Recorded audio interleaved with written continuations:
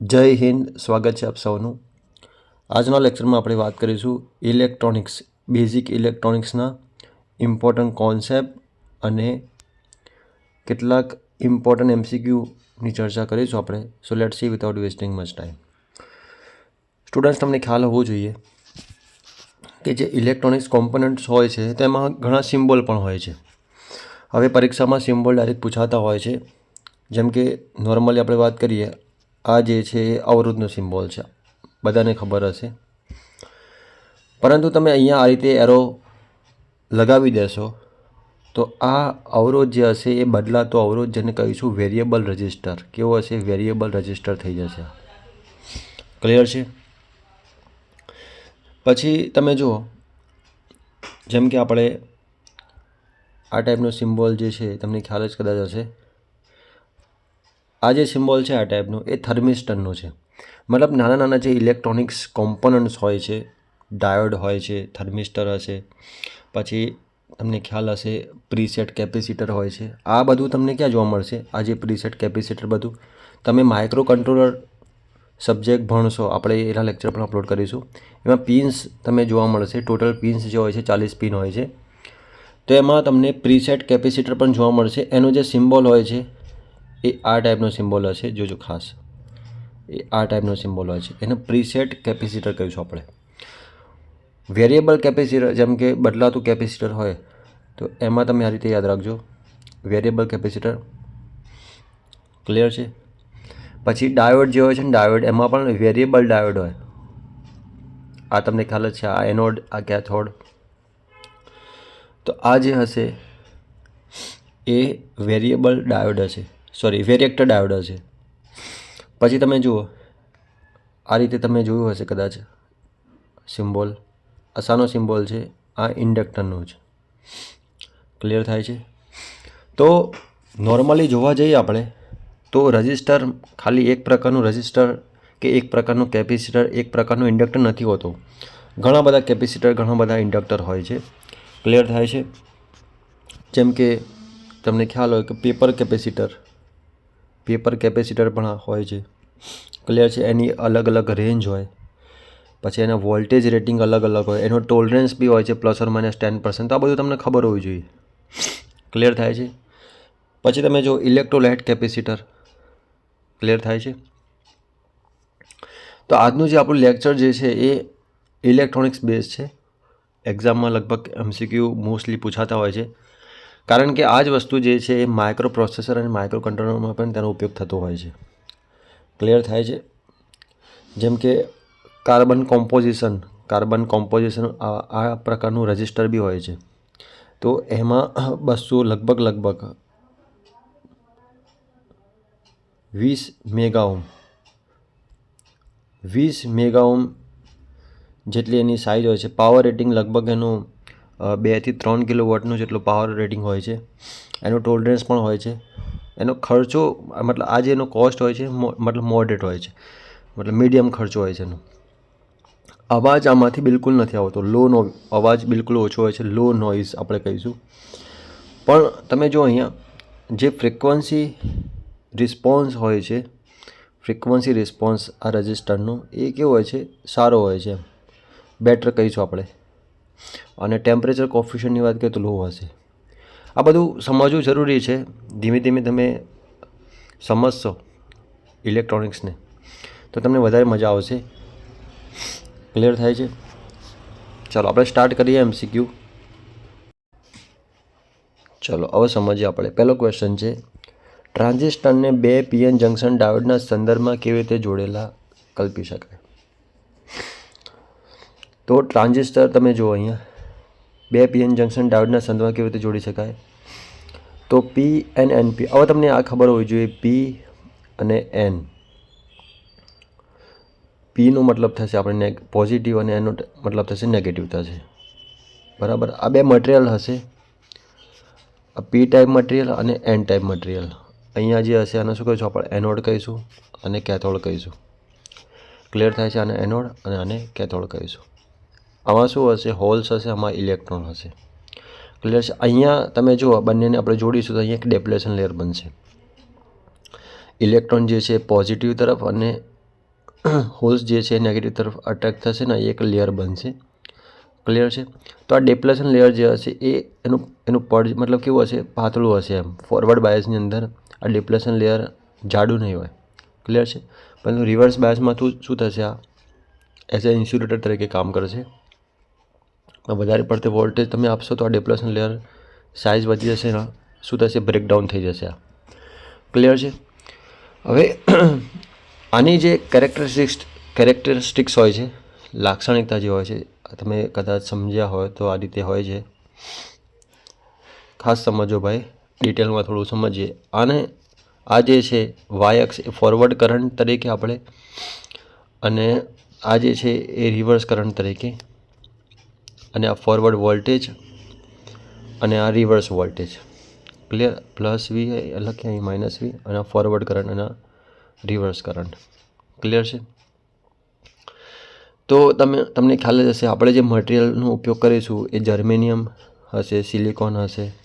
Clear છે. એમાં શું કરવામાં આવે છે તો ડોપિંગ કરવામાં આવે છે. ક્લિયર છે. શું કરવામાં આવે છે, ડોપિંગ કરવામાં આવે છે. એનો જે ગ્રાફ હશે આ રીતનો ગ્રાફ હશે, તમને કદાચ જોયું હોય તો અહીંયા રિવર્સ બ્રેકડાઉન વોલ્ટેજ હશે. ક્લિયર છે. અહીંયા લીકેજ કરંટ હશે. ક્લિયર થાય છે. અને જ્યારે 0.3 વોલ્ટ કરતાં જ્યારે વધારીશું ત્યારે જ કંડક્ટ કરશે. ક્લિયર છે. જર્મેનિયમ અને સિલિકોન જે છે 0.7 વોલ્ટથી આપણે વધારીશું ત્યારે જે કંડક્ટ કરશે. ક્લિયર થાય છે. અને આ કરંટ જે હશે મિલી એમ્પિયરમાં હશે. ક્લિયર. આ રિવર્સ વોલ્ટેજ હશે.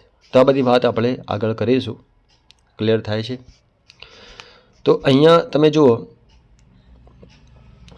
આ જે હશે એ પીએન જંક્શન ડાયોડ કહીશું આપણે. આયનોડ હશે અને કેથોડ હશે. આપણે એક્સટર્નલ સોર્સ આપીશું તો ફોરવર્ડ બાયસ તરીકે કામ કરશે, અને બેટરી પોલારિટી ચેન્જ કરીશું તો રિવર્સ બાયસ તરીકે કામ કરશે. ક્લિયર થાય છે.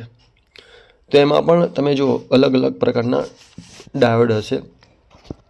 આઈડિયલ ડાયોડ હશે અને એક હશે રિયલ ડાયોડ હશે. બરાબર. આપણે ડિટેલમાં નહીં જઈએ. તો એમાં રિયલ ડાયોડ હશે તો એમાં કંઈ ને કંઈ રજિસ્ટર હશે જ. ક્લિયર છે.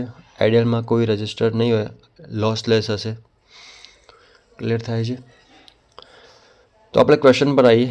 ટ્રાન્ઝિસ્ટરને બે પીએન જંક્શન ડાયોડના સંદર્ભમાં કેવી રીતે જોડેલા કલ્પી શકાય? તો આન્સર આવશે આનો PNNP. બી આવશે. શું આવશે આનો આન્સર? બી આવશે. ટ્રાન્ઝિસ્ટરનું મુખ્ય કાર્ય નબળા સિગ્નલને શું કરે છે? તો એમ્પ્લિફાય કરવાનું કામ કરે છે, વધારવાનું કામ કરે છે. બરાબર. સિગ્નલ જે છે એને વધારવાનું કામ કરશે, એમ્પ્લિફાય કરવાનું કામ કરશે. બાયોપોલર ટ્રાન્ઝિસ્ટરમાં 3 ટર્મિનલને કયા નામથી ઓળખવામાં આવે છે? આવડવું જોઈએ ભાઈ. Base, collector, emitter. શું આવશે? બેઝ, કલેક્ટર અને એમિટર. હવે જુઓ, તમને કદાચ ખબર હોય તો અહીંયા આપણે BJT એટલે બાયોપોલર જંક્શન ટ્રાન્ઝિસ્ટરનો સિમ્બોલ બનાવીએ. આ રીતનો એનો સિમ્બોલ થશે. અહીંયા હશે કલેક્ટર હશે, અહીંયા એમિટર હશે, અને અહીંયા જે હશે એ બેઝ હશે. ક્લિયર થાય છે. તો આ જે છે એ BJT છે. BJT bipolar junction transistor. Clear થાય છે.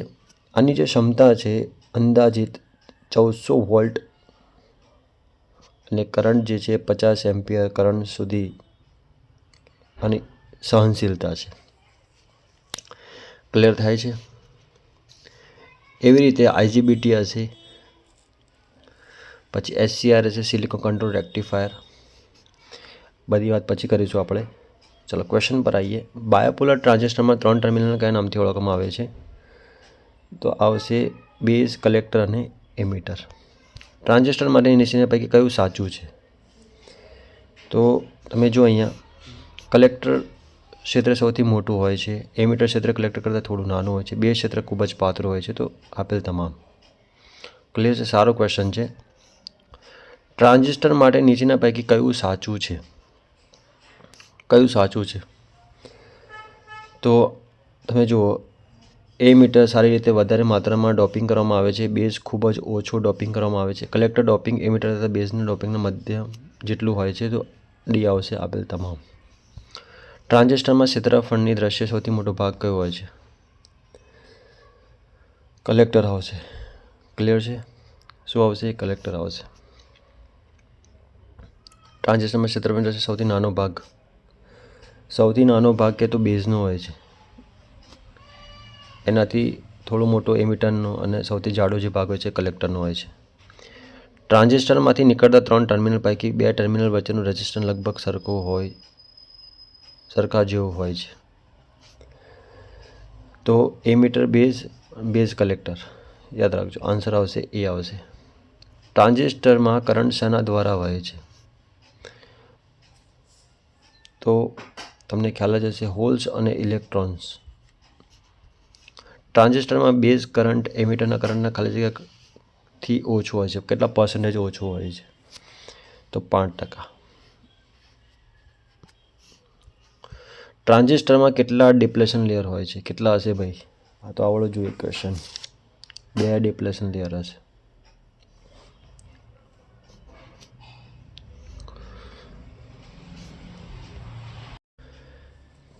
પીએનપી અથવા એનપીએન ટ્રાન્ઝિસ્ટરમાં એમીટરના તીરનું નિશાન નીચેના પૈકી શું સૂચવે છે?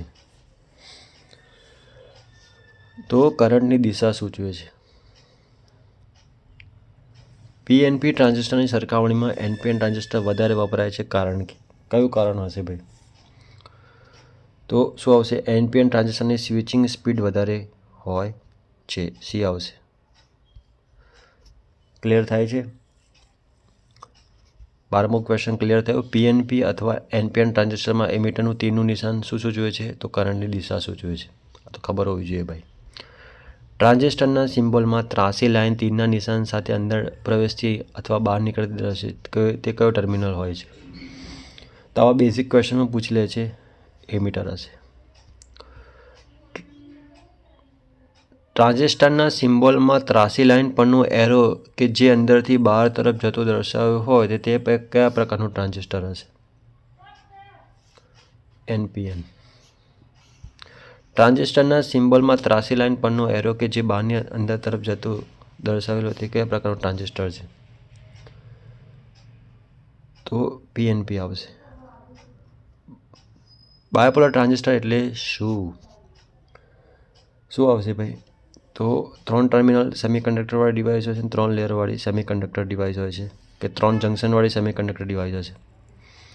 તો શું આવશે? બી અને સી આવશે. ડી આન્સર આવશે. એનપીએન ટ્રાન્ઝિસ્ટરમાં બેઝ કયા મટીરિયલમાંથી બનાવવામાં આવે છે? Very important question. બેઝની વાત કરી છે તો પી મટીરિયલમાંથી બનાવવામાં આવે છે. સેમિકન્ડક્ટિંગ ડિવાઇસ ખાલી જગ્યા પર આધારિત હોય છે. શાના પર આધારિત હોય છે? તો કરંટ પર આધારિત હોય છે. ખ્યાલ આવ્યો ભાઈ? એનપીએન ટ્રાન્ઝિસ્ટરમાં બેઝ કયા મટીરિયલમાંથી બનાવવામાં આવે છે? તો પી મટીરિયલ. નીચેના પૈકી કયું તત્વ સેમિકન્ડક્ટર તરીકે વપરાય છે? કયું તત્વ આવશે ભાઈ? તો સિલિકોન આવશે. સિલિકોન હશે, જર્મેનિયમ હશે. પી ટાઈપ સેમિકન્ડક્ટર બનાવવા માટે અશુદ્ધિ તરીકે નીચેના પૈકી કયું મટીરિયલ વપરાય છે? કયું મટીરિયલ વપરાય છે? તો ઇન્ડિયમ આવશે. નેક્સ્ટ વાત કરીએ.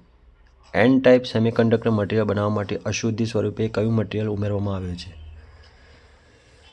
તો શું આવશે? ગેલિયમ આવશે. ડી આન્સર આવશે તમારો.